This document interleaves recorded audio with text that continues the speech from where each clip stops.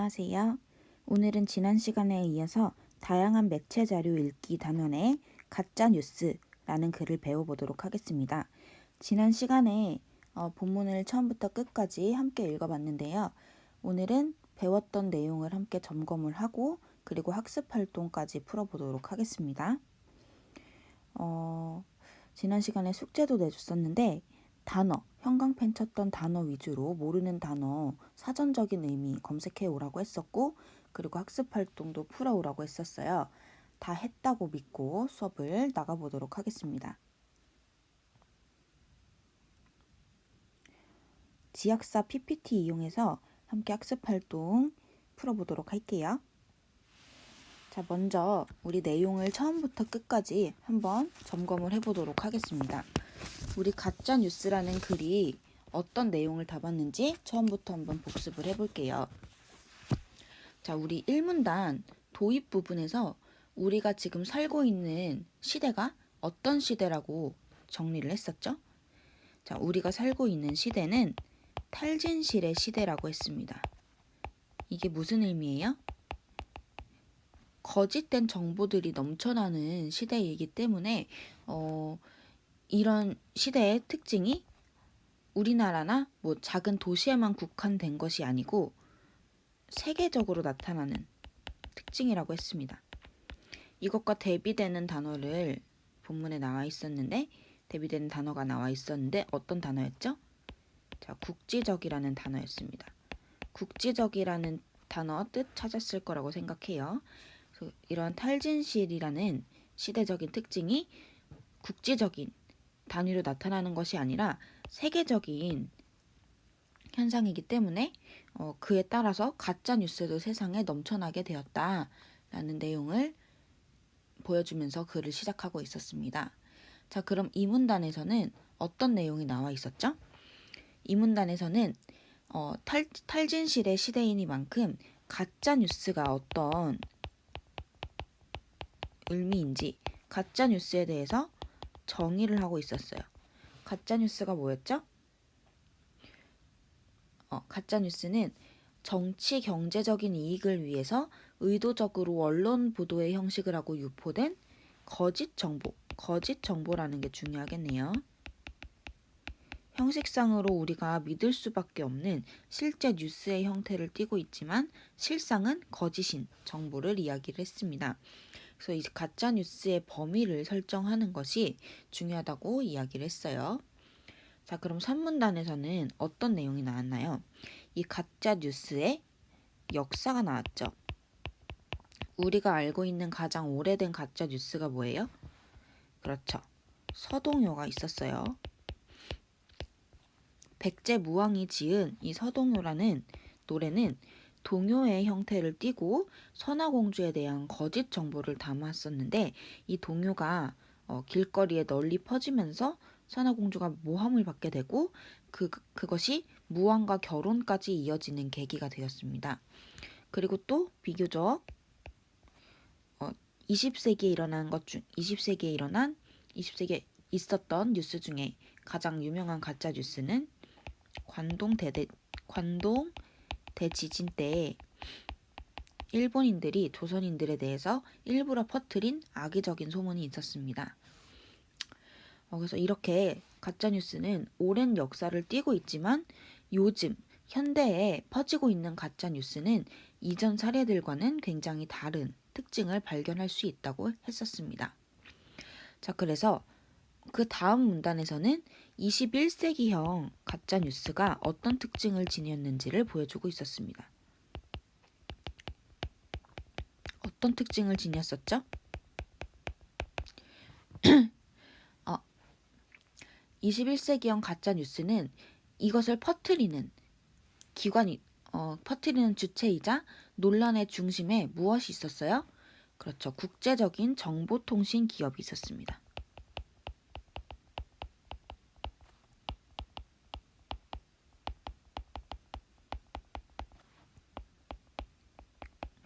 우리가 소위 말하는 SNS, 디지털 매체들을 중심으로 이런 뉴스가 퍼져나가게 되었고 따라서 정보통신 기업들은 가짜 뉴스에 무엇이 되었다고 했어요? 온상지가 되었다고 했습니다. 온상지가 무슨 뜻이었어요? 사전적인 의미를 찾은 친구들은 알고 있겠지만 어떤 현상이나 사상, 세력 따위가 자라나는 바탕이 되는 곳이라는 뜻입니다.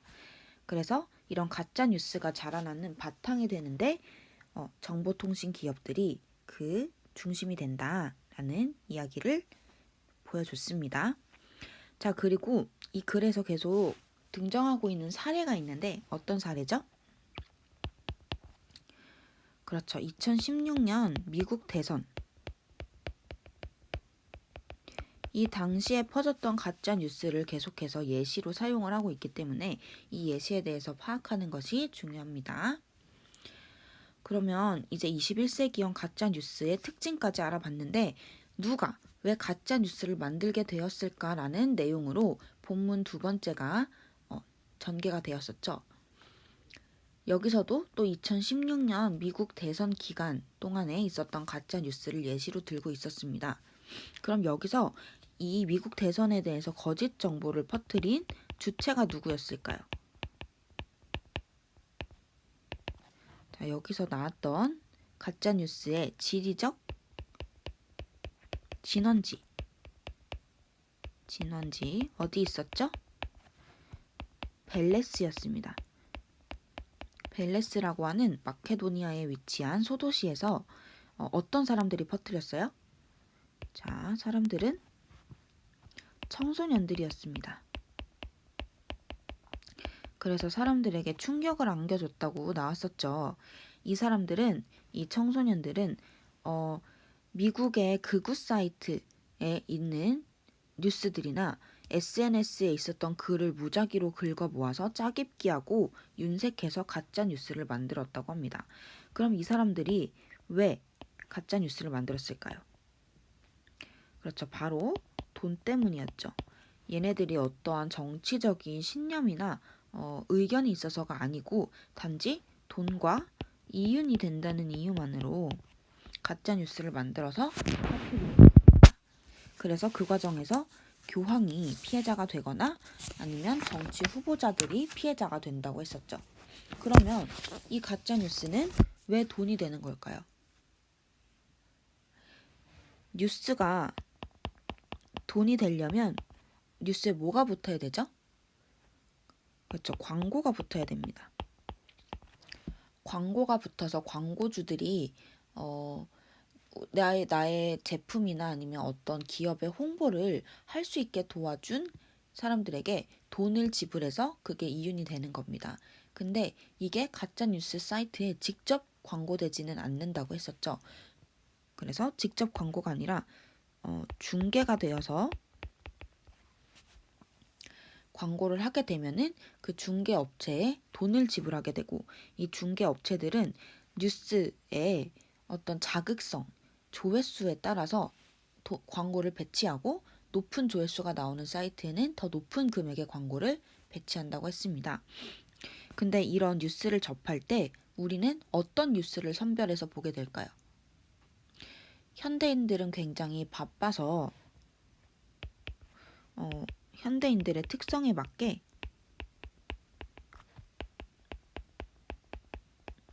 우리가 골라야 되는 거예요. 내가 보고 싶은 광고, 내 눈길을 끄는 광고와 뉴스를 골라서 보게 되는데 이때 중개하는 기업들은 자극적인 요소들을 포함하면서 소비자들을 속인다고 했습니다. 그래서 자극적 그리고 흥미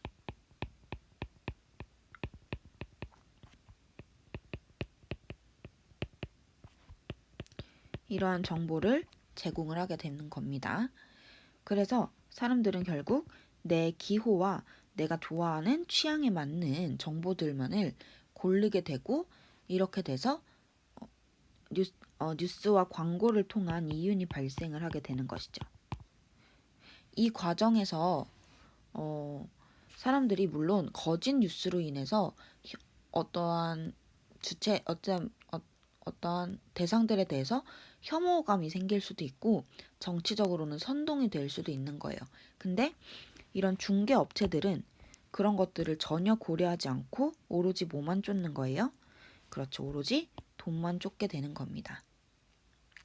자, 그러면 이제 이러한 거짓 정보, 거짓 뉴스들이 왜 발생하는지를 알아봤는데 본문 3으로 넘어가면 필터 버블이라는 단어가 등장을 합니다. 필터 버블을 설명하기 위해서 뭘 보여줬었죠? 선생님의 유튜브 채널을 보여줬었죠? 유튜브라는 플랫폼은 나를 비롯한 여러분에게도 마찬가지예요. 현대인들이 좀 더 좋은 정보, 그러니까 개인의 취향에 맞는 정보를 선택하기 위해서 어떻게 해요? 진짜로 필터를 사용해서 정보를 선별해서 보여주는 겁니다.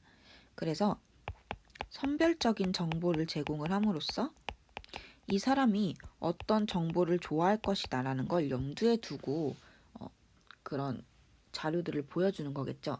근데 이런 정보들을 고르게 되면은 어떤 현상이 일어나요? 특정 정보만 편식하게 되는 거예요.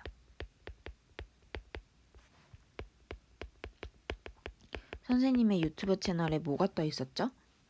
에스파의 뮤직비디오랑 지붕 뚫고 하이킥이라는 드라마, 그리고 그 외에도 되게 다양한 드라마들 위주로 떠 있었잖아요. 그거는 선생님이 드라마를 좋아하는 걸 알고 플랫폼에서 일부러 그러한 선별적인 정보들만을 제공을 한 겁니다. 그래서 이런 특정 정보만 편식하게 되면 어떻게 될까요? 좀 더 다양한 것들을 보지 못하고 나만의 관점에 머무를 수밖에 없게 되겠죠. 그래서 엘리 프레이저라는 사람이 이 필터 버블을 처음으로 제시를 한 사람인데 그 사람이 뭐라고 했어요? 이 엘리 프레이저라는 사람은 진보적인 성향의 정치적인 입장을 갖고 있었기 때문에 자기의 유튜브나 뭐 SNS 계정에는 절대로 보수적인 성향의 글들이 올라오지 않는다. 왜냐하면 SNS, 정보통신 업체 측이 나의 이용 내역을 분석을 해서 그러한 정보들을 막아놨기 때문이다. 라고 주장을 했다고 나와 있었습니다. 자, 그래서 여기서 또 알아둬야 될 단어가 정보 처리 규칙이겠죠?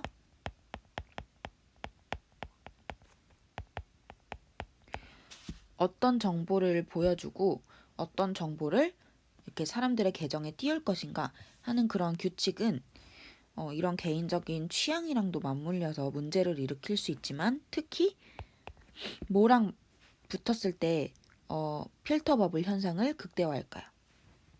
그렇죠. 정치, 사회 분야의 뉴스와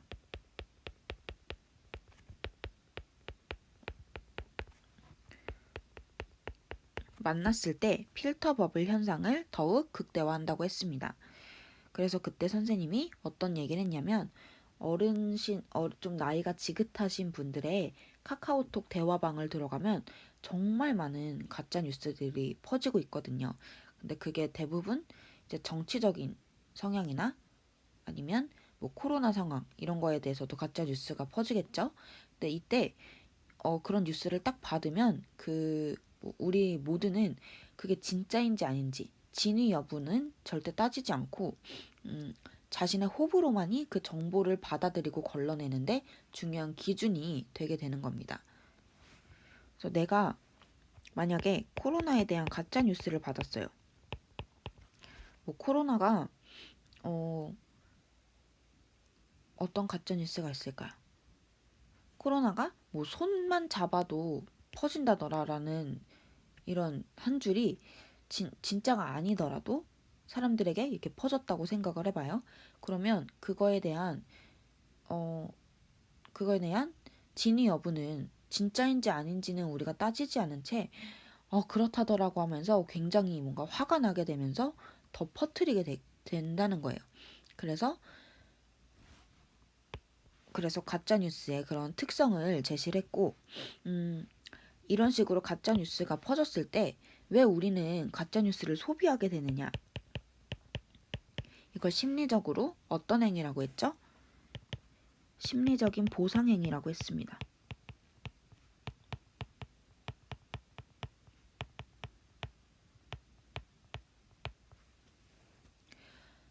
내 마음에 있는 어떤 불안감이 있을 때, 심리적인 불안정성이 있을 때 코로나에 대해서 나와 같은 의견을 가진 사람들, 똑같이 이런 코로나에 대해 부정적인 생각을 가지고 있거나 아니면 정말 나와 똑같이 손만 잡아도 코로나가 퍼진다라고 생각하는 사람들과 의견을 똑같이 함으로써 이런 것들만 점점 더 받아들이게 되는 거죠. 그래서 심리적인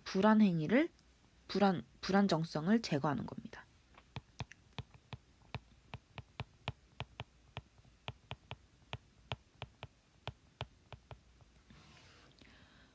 그래서 이런 과정에서 더더욱 어떤 편향이 작용한다고 했죠? 다른 글씨를 써볼게요.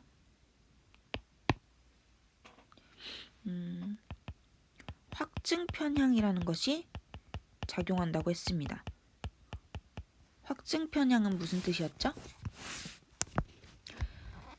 내가 가지고 있는 신념, 내 생각과 일치하는 것들만 받아들이고 나와 다른 신념의 정보들은 무시하거나 받아들이지 않는 그러한 경향을 말합니다. 그래서 가짜뉴스를 받아들이는 과정에서 확증 편향이 작용을 하게 되고 어떠한 사실을 해석을 할 때도 좀 더 어딘가에 치우친 편향적인 결과를 낳는다고 했습니다. 빨간 펜으로 다시 바꿔볼게요. 그래서 이러한 현상이 계속되면 어떻게 됩니까? 이러한 편향적인 정보만 취식을 하게 되면은 어떤 특정한 사회적인 뉴스가 전체 여론을 호도할 수 있게 되며, 그리고 이것은 민주주의를 위협할 수 있는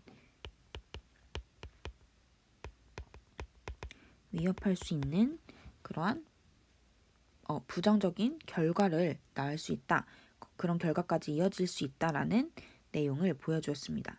따라서 이 필자가 생각할 때는 가짜뉴스를 어떻게 해야 될까요? 그거에 대한 내용이 또 사문단에 나오게 되겠죠? 사문단의 제목은 가짜뉴스 걸러내기입니다. 이걸 우리가 또 한자로 바꿔서 얘기했었는데 바로 자정이었어요. 걸러낸다는 의미입니다. 그래서 우리는 이런 가짜 뉴스들을 자정하는 걸러내는 것이 중요하다라는 이야기를 본문사에서 보여주고 있었습니다. 여기서도 또 역시 2016년 미국 대선의 경우가 예시로 나와 있습니다. 미국 대선의 경우가 예시로 나와 있는데, 이때 미국인들은 가짜뉴스가 유통되고 확산되는 것이 우리 정치에 얼마나 나쁜 영향을 미치는지를 알게 되었다고 했습니다. 그래서 SNS 기업들은 가짜뉴스에 대한 뭘 가지게 되었어요? 기업들은 책임감을 가지게 되었습니다. 그래서 해결책을 2가지를 제시를 했었는데 그 해결책에 대해서도 한번 알아볼게요. 가짜뉴스의 심각성을 인정하고 자체적으로 언론 연구팀을 출범시켰다.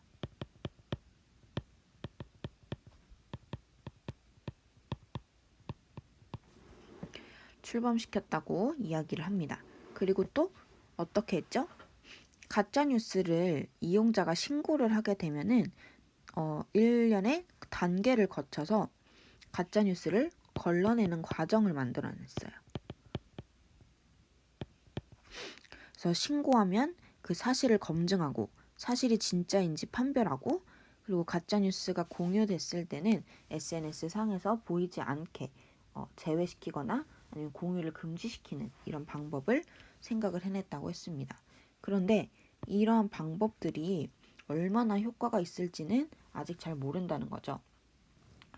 이용자의 사후 신고에 기댄 사실 검증으로는 가짜뉴스의 생산과 확산 속도를 따라잡기 어렵기 때문입니다. 그러니까 뉴스의 확산 속도가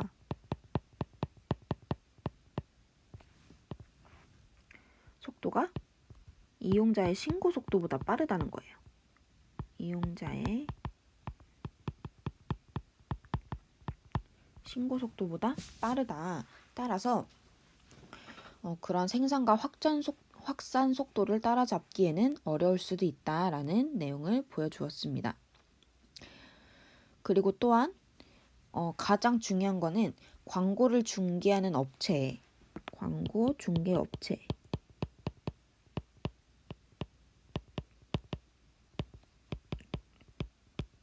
수익을 어떻게 해야 돼요? 제한하는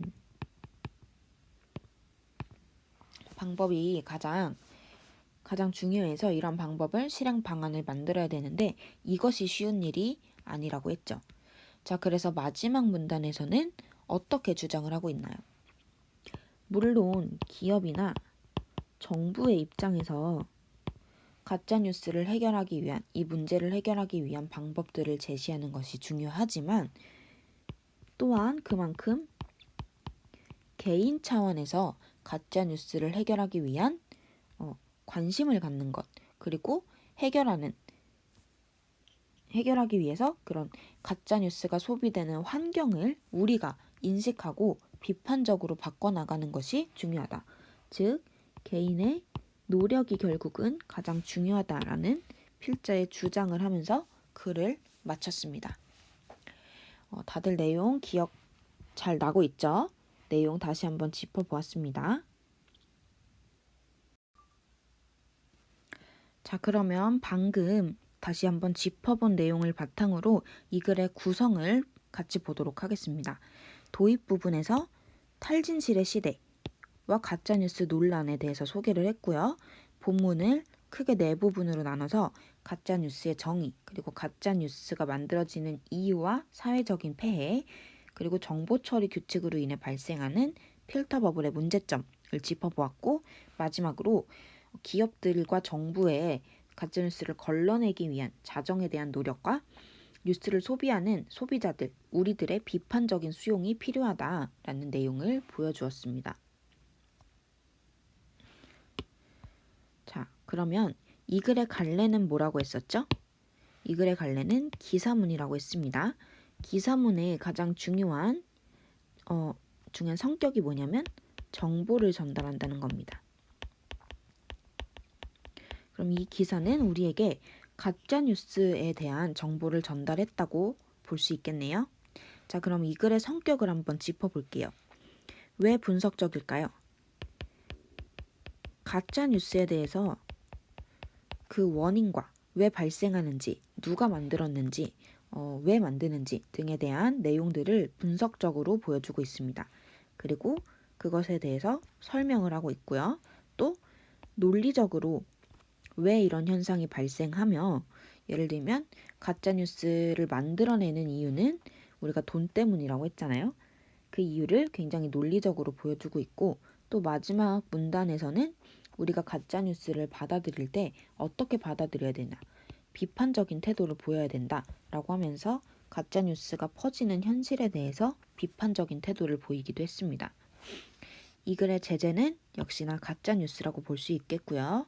주제는 우리가 살고 있는 21세기라는 현대 사회의 가짜뉴스의 특징과 발생 원인 그리고 그것을 해결하기 위한 방안을 보여주고 있다라고 정리를 할 수 있겠습니다. 자, 그럼 글의 특징을 또 세 가지로 정리를 해볼 텐데요. 첫 번째는 다양한 실제 사례들을 활용해서 논지를 뒷받침함이라고 했습니다. 여기서 계속해서 등장했던 사례가 뭐가 있었죠? 그렇죠. 2016년 미국 대선에 가짜뉴스를 누가 퍼뜨렸는지, 왜 퍼졌는지 등에 대해서 나와 있었습니다. 그리고 두 번째 특징은 주요 용어들의 개념을 정의해서 독자의 이해를 도왔다고 했습니다. 여기서 정의했던 용어는 가장 대표적인 게 필터 버블이 있겠네요. 이런 식으로 정의의 표현 방식을 사용해서 우리가 쉽게 이해할 수 있도록 돕고 있었습니다. 자, 세 번째 특징은 가짜 뉴스를 생산하고 유포하는 사람들이 누구였어요? 여기에 가장 큰 원인을 제공하는 건 정보통신 기업들이라고 했지만 그런 기업들의 자정 노력도 역시 필요하지만 그것을 소비하는 소비자들, 우리들의 개인적인 차원의 노력도 필요하다라고 하면서 비판적인 관점을 유지를 하고 있습니다. 이렇게 특징까지 알아보았습니다. 자, 그럼 이제 학습 활동을 여러분이 풀어왔을 것이라고 생각을 하고 같이 한번 답을 맞춰보도록 할게요. 1번 문제입니다. 가짜뉴스의 정의가 인용된 부분을 찾아서 옮겨 적고 21세기형 가짜뉴스가 출현하게 된 사회적 배경을 정리해보자고 했어요. 가짜뉴스는 몇 문단에 나와 있었죠? 문단에서는 2문단에 나와 있었습니다. 이 문단에 나와 있는 내용을 찾으면 되고 이게 출현한 배경은 뭐예요?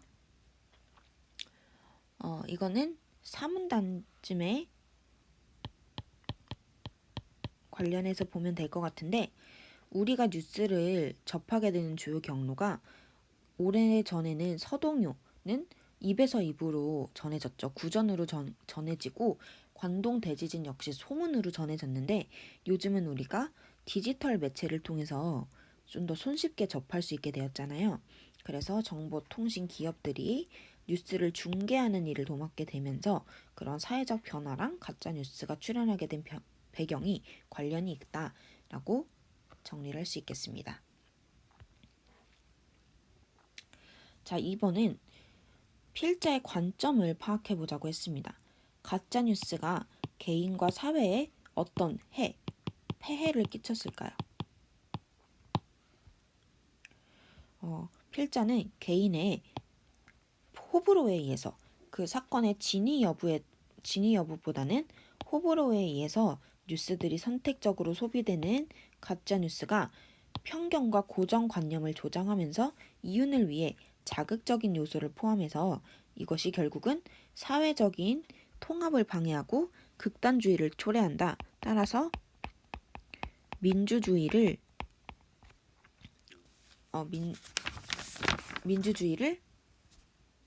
방해한다라고 정리를 했습니다. 이거에 대한 내용이 어디 나와 있었죠? 이거는 8문단 다시 한번 읽어보면 될 것 같습니다. 자, 그럼 2번 문제는 정보통신 기업들이 시도하고 있는 가짜뉴스 걸러내기, 자정작용에 대해서 필자의 견해를 파악해 봅시다. 필자는 어떤 견해를 가지고 있었죠? 이용자의 사후 신고, 일이 다 끝난 다음에 신고를 해서 사실 검증을 하는 방식으로는 가짜뉴스의 생산과 확산 속도를 따라잡기 어렵다고 보고 있습니다. 또 광고 중개 업체가 과도한 수익을 얻지 못하게 해야 되는데 이거에 대한 구체적인 실행 방안을 마련하는 것이 쉽지 않다라고 생각을 하고 있었죠. 이거에 대한 내용은 어디 나와 있었어요? 11문단과 12문단 한번 다시 읽어보면 될 것 같습니다. 자, 3번 문제입니다. 우리는 가짜뉴스의 폐해를 줄이기 위해서 뉴스 수용자, 이용자가 어떤 태도를 보여야 된다고 주장을 했을까요? 누리소통망의 정보, SNS의 정보를 개인 맞춤형으로 처리하는 규칙에 대해서 지속적으로 관심을 갖고, 즉 필터 버블 현상에 대해서 우리는 비판적으로 받아들여야 된다는 겁니다. 그리고 뉴스의 상업적인 소비 환경을 비판적으로 역시 바라볼 수 있어야 된다라고 주장을 했습니다. 이거에 대한 내용은 13문단에 나와 있었습니다. 다시 한번 짚어보면서 읽으면 될 것 같아요. 자, 다음 문제입니다. 이 글에서는 가짜뉴스가 생산되는 가장 중요한 원인으로 무엇이 제시되어 있는지 쓰고 또 다른 원인을 찾는다면 무엇이 있을지 자기 생각을 말해보자 라고 나와 있네요. 그럼 여기서 제시되어 있는 가장 중요한 원인이 무엇일까요? 바로 광고를 통한 경제적 수익이었습니다. 돈과 이윤이었죠. 그것을 얻으려는 사람들의 욕망 때문이라고 보았는데 그 외에도 이러한 것들이 있습니다. 이거는 자기 생각이기 때문에 난 어떻게 생각하는지를 적었으면 될 것 같습니다.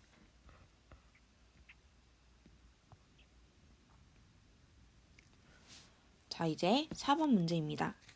다음 글을 읽고 누리 소통망을 통한 정보 수용의 바람직한 방법과 관련해서 아래 활동을 해보자 라고 나와 있습니다. 여기에 나와 있는 본문 다들 읽었을 것이라고 생각을 합니다. 자, 그럼 1번 문제에 신문이나 텔레비전 같은 전통적인 뉴스 매체랑 비교할 때 누리소통망이 지닌 강점과 약점, 장점과 단점이라고 보면 되겠죠? 무엇일지 써보자 라고 했는데 이것도 역시 개인의 생각을 쓰면 될 것 같습니다. 여기 나와 있는 강점을 살펴보면 누리소통망은 기존 매체들에 비해서는 훨씬 신속하게 여론을 형성할 수 있고 전파할 수 있으며 대중이 뉴스를 일방적으로 전달받는 존재가 아니라 능동적인 존재가 될 수 있게 도와준다라는 장점을 가졌다고 볼 수 있겠네요. 반면에 단점은 누리소통망을 통해 형성된 여론은 연속성을 띠지 못하고 소멸되기도 하고 또 이슈의 본질과는 다르게 개인의 호불호, 성향에 따라서만 받아들일 수 있게 된다. 그래서 의견이 분분할 수 있다라는 약점도 존재한다고 나와 있습니다. 역시 개인의 생각을 쓰면 될 것 같습니다. 자, 이제 다음 문제입니다. SNS를 통해 누리소통망을 통해 공유한 뉴스에 관한 친구 간의 대화에서 빈칸에 들어갈 내용을 써보자 라고 했습니다. 어떤 친구가 이렇게 뉴스 링크를 보내고 야호 이제 마음 놓고 내려받을 수 있겠네 라는 말을 했는데 자, 이 뉴스가 바로 가짜 뉴스겠네요. 그래서 이 친구가 다른 친구가 받은 이 뉴스를 받고 다른 친구들에게는 공유하지 않는 게 좋겠어 라고 했습니다. 그랬더니 보낸 친구가 어떤 점이 가짜 뉴스 같아? 라고 했어요. 그러면 여기서도 왜 이게 가짜 뉴스 같은지 내 생각을 쓰면 되겠지만 여기서 예시 답안을 하나 제시하도록 하겠습니다. 먼저 첫 번째는 저작권법을 보건복지부가 관할할 리가 없다. 그렇겠죠? 두 번째는 예상되는 변화가 뭐였냐면 앞으로는 디지털 음원의 무단 공유 배포가 가능하며 초중고생들은 남의 저주를 편하게 베낄 수 있어 숙지하기도 편해질 전망이다 라고 했는데 이러한 전망이 사회적으로 바람직한 것이 아니다 라고 또 주장을 했고 또 세 번째는 법을 폐지하는 이유가 합리적이지 않다. 네 번째는 성격상 사회 논의 과정 없이 일방적으로 추진할 수 있는 사안이 아니잖아 라는 이유를 들면서 이 뉴스가 가짜 뉴스라는 것을 주장을 할 수 있겠습니다.